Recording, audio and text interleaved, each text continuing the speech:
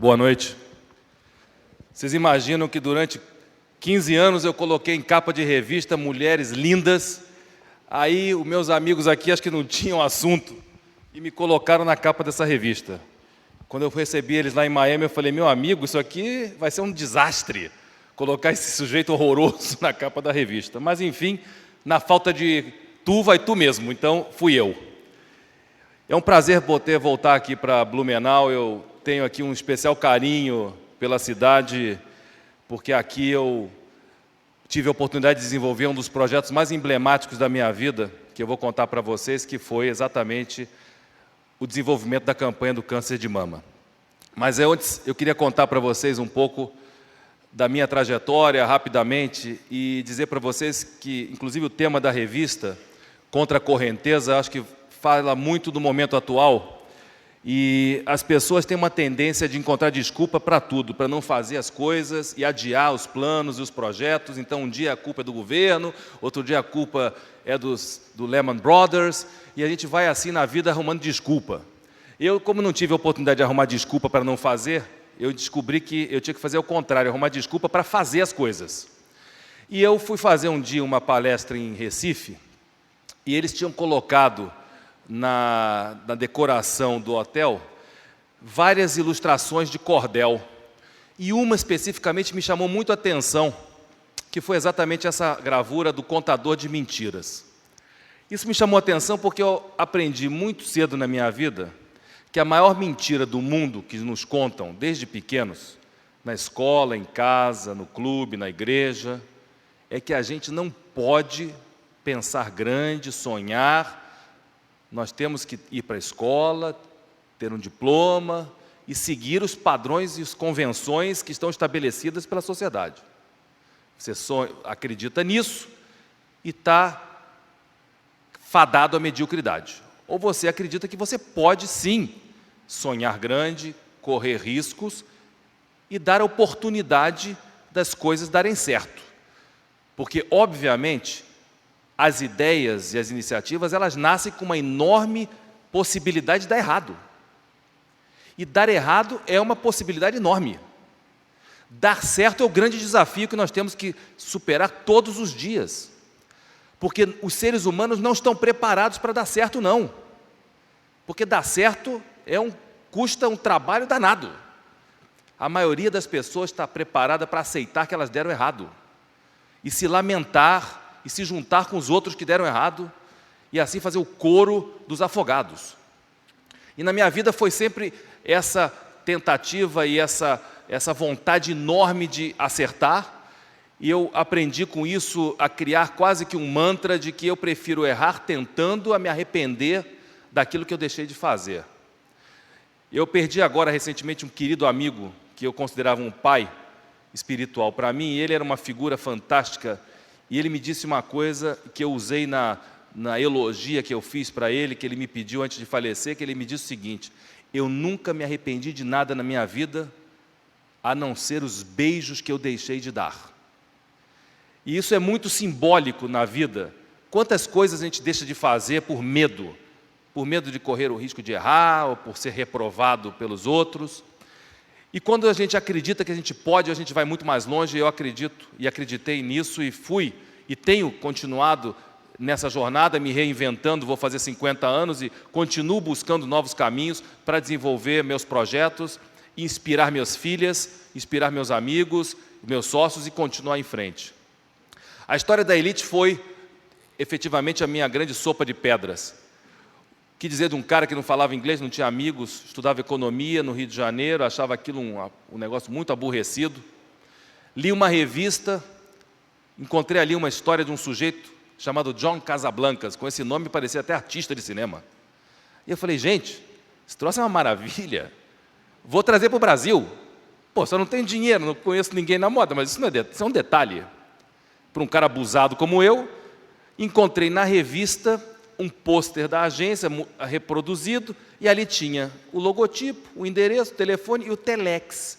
Sou da época do telex, imagina. Falei, vou escrever para esse sujeito, mas não falo inglês. Bom, escrevi em português, um rascunho, pedi para um amigo mais inteligente que eu fazer a tradução. Fui na seção dos Correios da Avenida Presidente Vargas e mandei o telex. Contei para a menina que estava fazendo, falou, a senhora me avisa assim que chegar uma resposta. Obviamente que não veio a resposta na primeira vez, na segunda vez, na terceira vez. E eu falei, acho que essa conversa virtual não vai funcionar.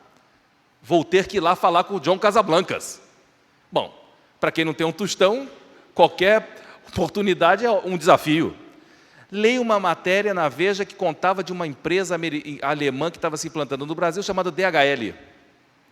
E que, para começar suas operações no Brasil, usava o espaço de bagagem de passageiros comerciais, que levavam, então, os malotes das cartas. Liguei para o sujeito e me arrumei um emprego de carteiro da DHL. Então, Nova York de graça já estava resolvido. E aí eu falei, bom, agora eu tenho que juntar aqui um material para poder contar para o sujeito que no Brasil tem mulheres bonitas. Naquela época eu seguia aquelas modelos famosas, Magda Kotroff, Cida Costa, eram as vedetes daquele momento, era uma maravilha aquilo. E eu enlouquecido nos bailes de carnaval do Rio de Janeiro, até que tinha um produtor, uma bichinha produtora no Rio de Janeiro, que produzia um quadro no Fantástico que chamava Garotas do Fantástico. Bom, cara de modelo você não via nenhuma, era só a bunda. Elas mergulhavam e saíam. Eu falei, eu quero um vídeo desse para mostrar para o John Casablancas que a gente tem potencial aqui no Brasil. Juntei tudo isso e fiz as malas para ir para Nova York. Só um parênteses. Eu era o sujeito mais tímido da minha classe. Eu tinha um problema tremendo de vergonha. Eu ia nas festinhas que meus amigos faziam e eu tinha um problema, que antigamente você tinha que tirar a menina para dançar. E aí, eu, obviamente, com o defeito de pensar grande, obviamente, olhava a mais bonita da classe, né? Alguém vai olhar a mais feia? E aí, obviamente, eu ia lá, tomava coragem, não podia beber naquela época, chamava para dançar. O que é que eu escutava? Um sonoro não. Pronto, já acabou a noite para mim, já ficava ali encostado na equipe de som. E aquilo me deixava traumatizado. Obviamente, não tinha o que fazer, tinha que conversar com o DJ. Resumindo, fiquei sócio da equipe de som. Virei o DJ mais bacana da escola, aprendi uma primeira lição de poder. Mulher não quer saber de beleza, quer saber de poder. E eu era o cara que fazia todo mundo feliz. Dançava, cantava e, obviamente, aí já não tinha mais aquele problema de ter que pedir, pelo amor de Deus, para ela dançar comigo. E assim, aquele cara traumatizado, inseguro e tímido, estava à beira de chegar lá no John Casablancas para propor uma sociedade que eu não sabia nem por onde começar. Obviamente que eu fui uma vez, 2 vezes, 3 vezes, 4 vezes, 5 vezes, 6 vezes, ficava na recepção horas esperando o sujeito que não me recebia, até que um dia ele falou, bom, eu mando a polícia tirar esse sujeito daqui, eu vou ter que falar com ele.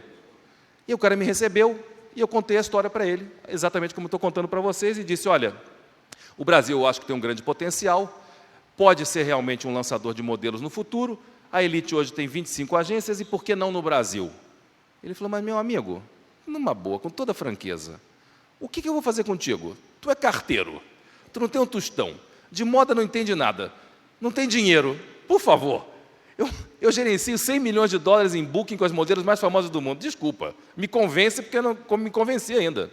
Falei, você não tem nada para perder, você me dá uma carta, eu vou lá no Brasil e vou tentar achar um patrocinador que compre essa história, que patrocine o concurso, a gente faz um concurso, encontra os modelos, abre a agência e, obviamente, com aquele refúgio, porque sabe como é que é, né?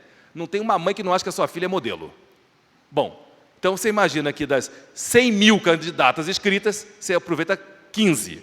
Aí sobram 99.985 potenciais alunas para a gente criar uma escola de modelo. Muito bem, a lógica era perfeita, peguei a carta, bati nas agências de propaganda todas que tinham em São Paulo, até que um dia encontrei um sujeito chamado Nelson Alvarenga, dono da Elos. E o cara falou, adorei, não saia daqui, não vai vender esse patrocínio para mais ninguém. E no dia 8/8/88, nós inauguramos a primeira edição do concurso da Elite no Golden Room do Copacabana Palace, e a Elite se tornou a maior agência do grupo Elite no mundo, pilotada por um louco que não entendia nada de modelo, que não falava inglês, que não entendia de moda, mas que tinha uma vontade imensa de superar seus desafios e de mostrar que uma ideia com perseverança, com coragem e com ousadia supera muitas capacidades técnicas e muitos diplomas e muitos certificados. Isso para mim foi realmente uma grande prova. E aconteceu uma coisa muito interessante nesse processo, que... Bom, esse troço não funciona, a gente pode jogar. Bom, que foi, numa das minhas viagens a Nova York, eu passei por uma loja do Ralph Lauren e vi uma vitrine com uma camiseta com um símbolo azul, um alvo azul no peito e uma campanha linda com as modelos mais importantes do mundo. Eu pensei, gente, se 7 em cada 10 mulheres na América desenvolvem potencialmente o câncer de mama, vou descobrir qual é essa estatística no Brasil. E, para minha surpresa, era exatamente a mesma. Os líderes da moda americana apoiando uma iniciativa para chamar a atenção de um problema tão grave, por que não traduzir esta mesma iniciativa e levar para o Brasil? Comprei 2 camisetas, peguei o avião, voltei para São Paulo, conversei com um amigo, que por a sua vez era amigo de um grande amigo que se tornou um amigo meu aqui, que era membro, vice-presidente da Hering, que me organizou uma reunião com Fábio Hering. E eu cheguei aqui com as camisetas e vim aqui apresentar a ideia de desenvolvermos então a campanha O Câncer de Mama no Alvo da Moda. E o Fábio, simpaticíssimo, me disse, Belino, esquece isso. Isso não vai dar certo aqui não. Falei, Fábio, meu querido, eu não vim aqui te perguntar o que você acha da campanha, não. Eu vou fazer a campanha. Eu gostaria de saber se você pode produzir as camisetas. Ele falou, mas se você comprar, óbvio. Falei, mas eu pedi a camiseta de graça? Ele falou, não, mas eu estou te avisando, quem avisa amigo é. Esse negócio não vai dar certo, porque o brasileiro não tem o mesmo ímpeto filantrópico do americano, você vai ter despesas, você vai gastar para produzir as coisas, e no final do dia, se empatar, é bom negócio, hein? Corre o risco de gastar dinheiro. Bom, aprendi outra lição. Quando alguém quer te convencer a não fazer alguma coisa, gasta um argumento fantástico. Se gastasse 10% para apoiar, tinha feito uma grande coisa. Mas não, as pessoas têm a tendência de querer ver o terra arrasada. Não faça, vai dar errado. Bom, o que dizer, 20 anos depois, que a iniciativa brasileira comercializou 10 milhões de camisetas, arrecadou mais de 50 milhões para a pesquisa e tratamento do câncer de mama no Brasil e se tornou uma franquia em mais de 20 países, repetindo o modelo daquele mesmo doido que entrou numa loja, comprou 2 camisetas, chegou aqui, bateu na porta da maior fabricante de camisetas naquele momento, para fazer uma campanha que pôde e que está ajudando até hoje a chamar a atenção para um grave problema que é a conscientização do autoexame e do câncer de mama. Então, eu acho que esses exemplos, independente do setor, seja ele empresarial ou social, acabam nos mostrando como a gente tem que atuar no dia a dia para superar as dificuldades e os problemas, porque os problemas estão aí, inerentes à vida. Conflitos, problemas entre pessoas, fazem parte do dia a dia e a gente tem que superar esse negócio. E, durante as minhas diferentes aventuras empresariais, eu tive o privilégio de poder aprender com grandes pensadores, empresários em diferentes setores, que me inspiraram muito. Eu escutei uma vez o Roberto Tivita falar uma coisa que me chamou muito a atenção: o sucesso inspira, mas só o fracasso ensina de verdade. E nesse mundo tem muitas pessoas que se aproximam de nós todos, né? Quando estamos com uma nova iniciativa, uma nova ideia, um novo projeto, e tentam sabotar as nossas ideias de forma assim, absolutamente descontrolada, porque a inveja e o ciúme são a pior coisa que pode acontecer numa pessoa. E eu aprendi muito mais com essas pessoas que tentaram me sabotar e destruir os projetos que eu tentava desenvolver, do que com as que realmente me inspiravam. E eu acabei achando uma maneira de processar e destilar isso tudo, criando um personagem que eu retrato, inclusive, nos meus livros, que chama Sadim, que é Midas escrito ao contrário.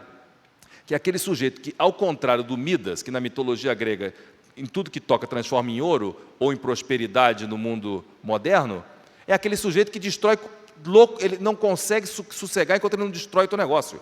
Ou que cria inimizades, ou que cria conflitos. E eu consegui achar uma maneira de traduzir aquilo de uma maneira bem-humorada para que eu não sofresse mais com esses ataques, ao contrário, quase que tirasse uma lição de moral e tratasse aquilo como uma coisa mais cômica do que propriamente depressiva. E com esses ensinamentos, e com toda essa bagagem de projetos que foram muito bem sucedidos, outros que foram muito menos sucedidos e outros que não foram muito bem, eu achei que chegava um momento de criar uma plataforma de educação que pudesse permitir levar esse conhecimento prático, não só das minhas experiências, mas das experiências daquelas pessoas que, junto comigo, desenvolveram projetos que quebraram vários paradigmas. E o meu último livro, que chama-se Escola da Vida, foi a semente e a inspiração para se criar uma fundação que eu criei nos Estados Unidos, chamada School of Life, e que no Brasil faz parte de um projeto de educação. Tenho tido o prazer e o privilégio de trocar muitas ideias com o Marlon e com o João, que estão aqui hoje. E a ideia nossa é poder oferecer essas experiências práticas e sensibilizar as pessoas a acreditarem no impossível. Já dizia Walt Disney que eu gosto do impossível, porque lá tem muito menos concorrente. Toda vez que alguém te diz que você é louco, que aquilo é impossível, fica tranquilo, que esse cara não vai ser teu concorrente. Pelo menos um não vai ser. E a gente desenvolveu essa plataforma, esse projeto, com esse objetivo de sensibilizar as pessoas e os jovens, e não tão jovens, porque nós hoje vivemos um mundo diferente. Até alguns anos atrás, a idade média das pessoas era 50 anos. Isso quer dizer que eu já podia estar me considerando já um falecido. Agora as pessoas vão viver 100 anos. E não estão preparadas para viver 100 anos. Nem financeiramente e nem psicologicamente. Então, nós precisamos nos reinventar todos os dias. E entender que nós não somos supérfluos ou que vamos virar obsoletos porque temos mais ou menos idade, porque o grande ensinamento da escola da vida é que esse aprendizado é permanente. Aqueles 11 anos ou 12 anos que você passa na escola tradicional, claro que não são suficientes para preparar alguém que vai viver 100 anos. Não é. Então, essa visão e essa aceitar que nós temos que aprender de forma contínua e prática é fundamental, e isso é um pouco a proposta filosófica da School of Life. E só para dar um exemplo prático para vocês, de como é que eu, no meu processo criativo, acabo desenvolvendo os meus projetos, conectando pontos, conectando pessoas. E no meu ano sabático, quando me mudei para os Estados Unidos, eu queria me envolver em alguma iniciativa, em algum projeto de arte. Era uma vontade que eu tinha de fazer alguma coisa. Já me diziam que eu pintava o set, mas pintar quadro ainda não tinha tido a vontade nem a oportunidade de fazer. E aí um dia, em Nova York, tomando um café com a minha mulher na boutique da Nespresso, eu vi aquelas cápsulas de alumínio e pensei, gente, esse negócio é tão bacana, e esse troço vira lixo, mas de fato, como eles são todas, tem uma gama de cores aqui, quem sabe se eu não posso transformar essa gama de cores numa aquarela ou numa paleta de cores e transformar pixels digitais em pixels físicos e a partir daí criar mosaicos. Então, contei essa história para o CEO da Nespresso, que ficou um pouco assustado, só que ele tinha no estoque 150 mil cápsulas vencidas. Ele perguntou se eu tinha onde guardar. Eu falei, claro, lá em casa, em Key Biscayne. Ele falou, você tem certeza? Eu falei, não, pode mandar. Aí ele me mandou um caminhão com 150 mil cápsulas. E eu juntei 150 mil cápsulas e fiz uma coleção de arte, retratando as figuras iconográficas mais importantes do mundo, numa coleção que foi exposta no Soho, depois em Boston e em Montreal, onde eu retrato figuras que eu reconheço e atribuo excelência em cada uma das áreas de atuação. E por uma curiosidade, uma dessas figuras foi o autor, um dos maiores sucessos literários da história do mundo moderno, que é o Paulo Coelho, que me ligou e colocou o seu retrato na sala de jantar da sua casa na Suíça, fez uma doação para o Instituto Paulo Coelho. Todas as minhas obras eu doei o meu acervo para diferentes instituições filantrópicas e cada quadro reverte o valor que é auferido nos leilões para as instituições específicas, e o Paulo fez uma doação adicional e eu presenteei ele com esse retrato que está na casa dele. Para concluir essa conversa, o que eu queria dizer para vocês é que, na verdade, não há forma de sair da zona de conforto sem criar e colocar um tubarão no tanque. Tem uma historinha muito interessante que aconteceu no Japão, onde os pescadores começaram a ter que construir barcos maiores, com autonomia maior, porque a pesca no litoral já era predatória e não conseguiam mais encontrar suficientemente peixe. E eles tinham que viajar mais tempo, mais dias. E o grande problema, o desafio era o seguinte: bota o peixe no tanque, o peixe, quando chegar 2 dias, 3 dias depois, está podre. Aí um japonês falou, não, está resolvido o problema, vamos botar gelo no tanque, joga o peixe lá, ele não vai apodrecer. Bom, o problema é que o peixe chegava congelado, e peixe congelado não era peixe fresco, então tinha um problema. Aí o segundo japonês falou, não, vamos resolver isso, botamos água no tanque, criamos um aquário e deixa os peixes lá dentro nadando. E aí o cara chegou à conclusão seguinte: quando você deixa os peixes ali sem se mexer, eles soltam uma toxina, eles ficam apáticos, eles não se movem, não saem daquele lugar, compromete a carne e o peixe está estragado. Aí o terceiro japonês falou, não tem problema, vamos jogar uma meia dúzia de pequenos tubarões no tanque, porque para esses peixes ficarem vivos vão ter que se mexer.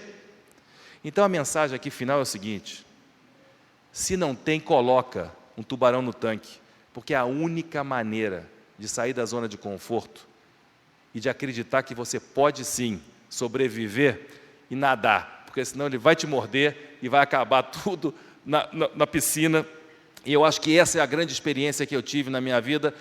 Quando eu não tenho, eu procuro um rapidinho para colocar no meu tanque, porque eu acho que é isso que vai fazer a gente realizar sonhos impossíveis e mostrar que, na verdade, o impossível é só aquilo que alguém ainda não tentou com muita perseverança e não tentou mais que os outros. Muito obrigado.